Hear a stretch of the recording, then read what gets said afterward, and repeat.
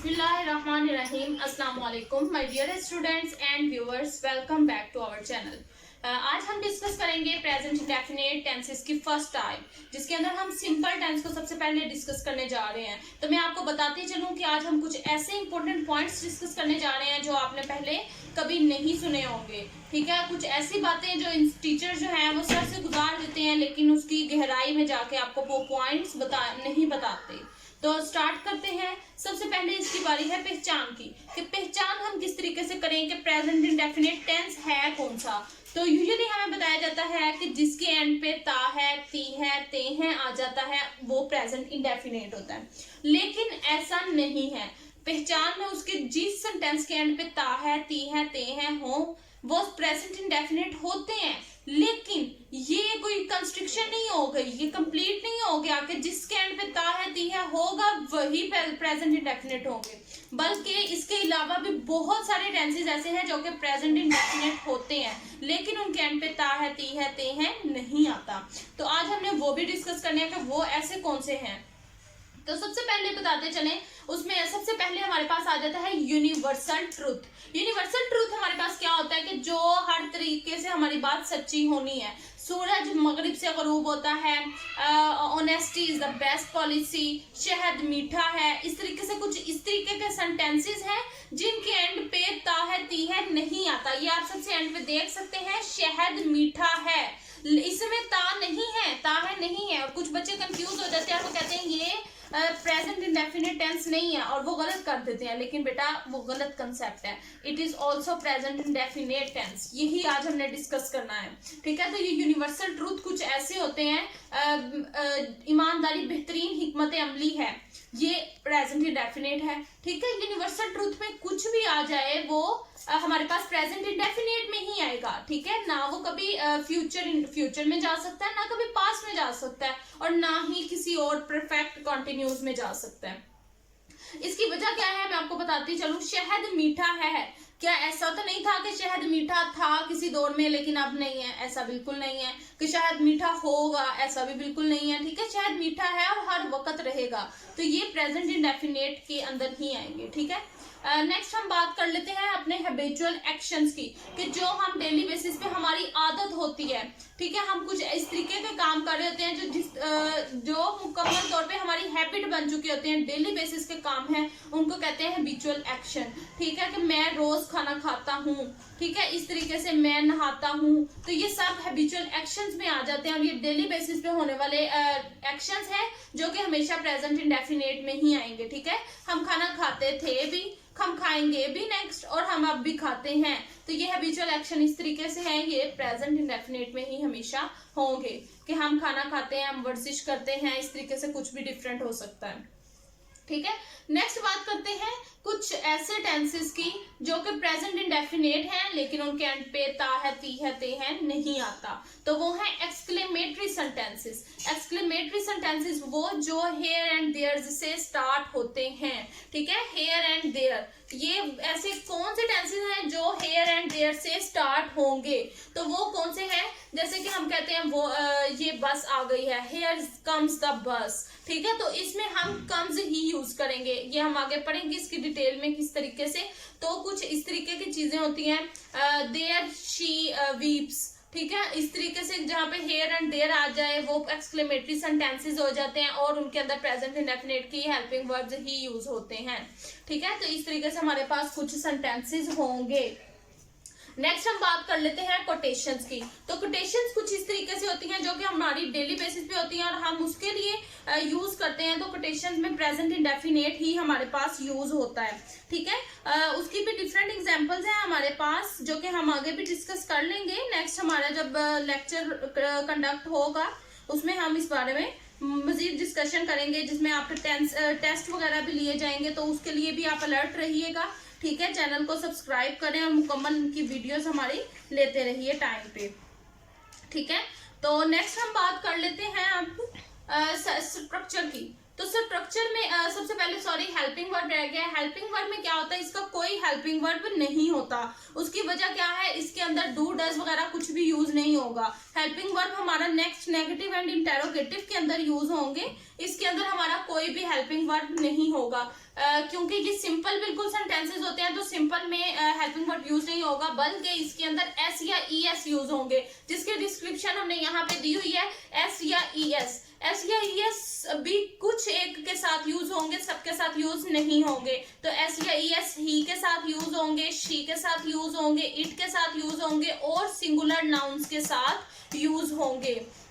लेकिन हमारे पास कुछ ऐसे भी वर्ड्स हैं, कुछ ऐसे भी नाउन्स, प्रोनाउंस हैं जिनके साथ एस या एस यूज नहीं होगा। उनके अंदर आ जाते हैं I, we, they, you and plural nouns. ठीक है, ये आपको, ये टेबल जो है आपको याद करना पड़ेगा। ये हमारे आगे आने वाली तमाम लेक्चर्स के अंदर हमारे लिए बहुत ज्यादा बेनिफिशियल है।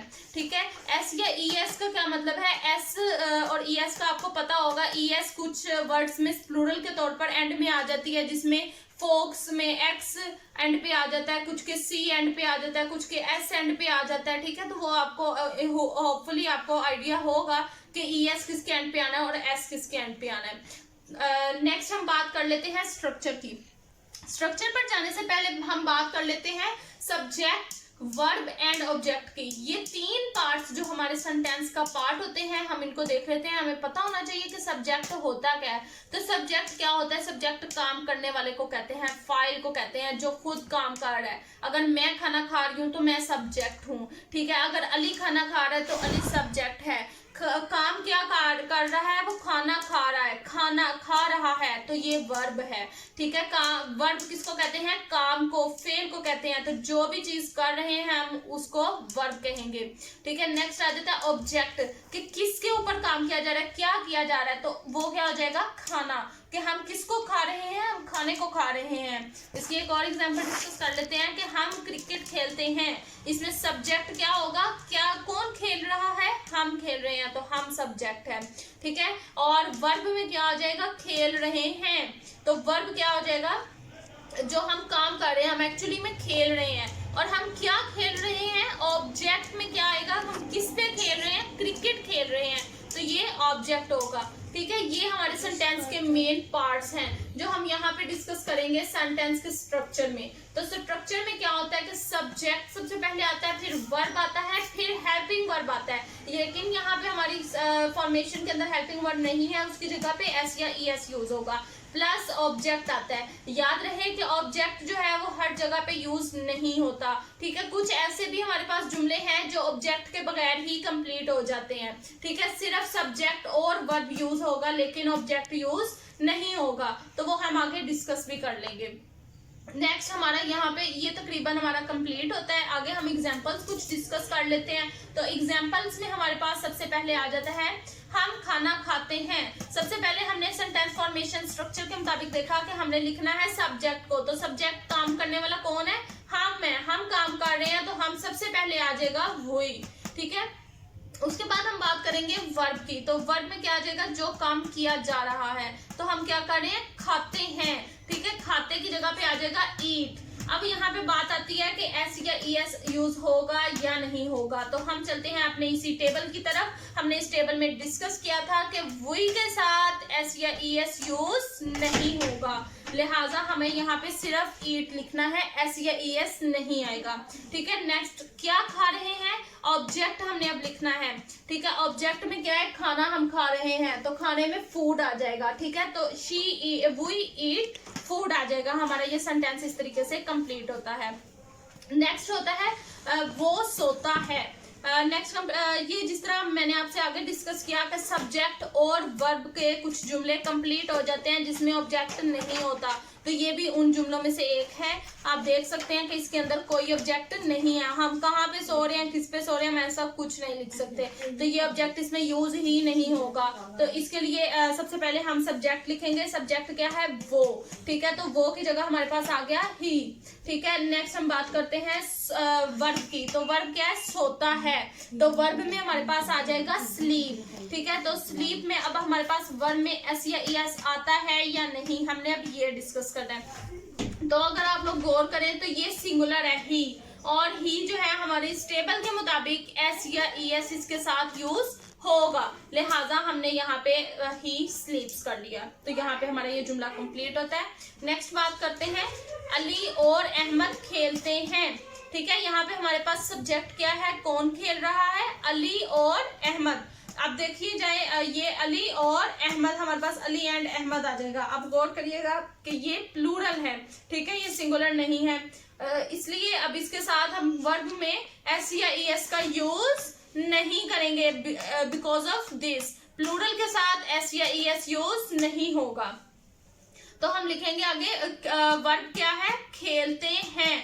तो क्या खेलते हैं, खेलने की इंग्लिश क्या है, प्ले, ठीक है। एस या ईएस इसके साथ हमने डिस्कस कर लिया, यूज नहीं होगा। और क्या खेलते हैं, इसमें उन्होंने ऑब्जेक्ट नहीं बताया हुआ, ठीक है, लिहाजा हमारा यहाँ पे सब्जेक्ट और वर्ब पे जुमला कंप्लीट हो जाता है। एक और बात, नेक्स्ट एग्जाम्पल देख लेंगे। हमारे पास मैंने आपको यूनिवर्सल ट्रूथ की एग्जाम्पल दे दी है। जो बच्चों ने ये जहन में बिठाया हुआ है कि हमारे पास पहचान ता है, ती है, ते है, सिर्फ यही है, तो वो ये देखते जाएं, ये प्रेजेंट इंडेफिनिट का जुमला है और हमने इसको इसी में ही रखना है, हालांकि इसके ऊपर ता है, ती है मौजूद नहीं। शहद मीठा है, इट इज यूनिवर्सल ट्रूथ, शहद, हनी, सबसे पहले सब्जेक्ट आ जाएगा, उसके बाद मीठा है, इसमें हमारे पास इज यूज होगा, ठीक है। इज ये प्रेजेंट इंडेफिनिट का हेल्पिंग वर्ब तो नहीं है, लेकिन जब सिंपल इस तरीके से सेंटेंसेस हमारे पास यूज हो जिनके अंदर इस तरीके से हमारे पास वर्ब मौजूद नहीं होता, ठीक है। वर्ब हमारा एसेंशियल कंपोनेंट है, लेकिन कुछ ऐसे जगह आ जाती है जहाँ पे हमारे पास वर्ब भी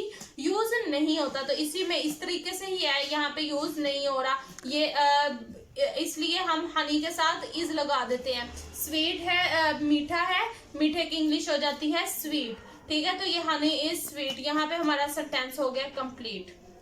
ये आज का हमारा टॉपिक यहीं तक था, लेकिन मैं कुछ ही देर तक आपके जो सेंटेंसेस हैं वो भी अपलोड कर दूंगी for discussion and for practice. आपने वो जरूर प्रैक्टिस करनी है, और अगर उसके बावजूद कोई मसला हुआ तो हम डिस्कस जरूर करेंगे, ठीक है। यहाँ पे आपको कोई भी इशू हो, आपने जो मैसेज कमेंट्स बॉक्स में जरूर बताना है, और प्लीज सब्सक्राइब करें, बेल आइकन का बटन को प्रेस करें, और अपने फ्रेंड्स के साथ इसको शेयर करना मत भूलिएगा।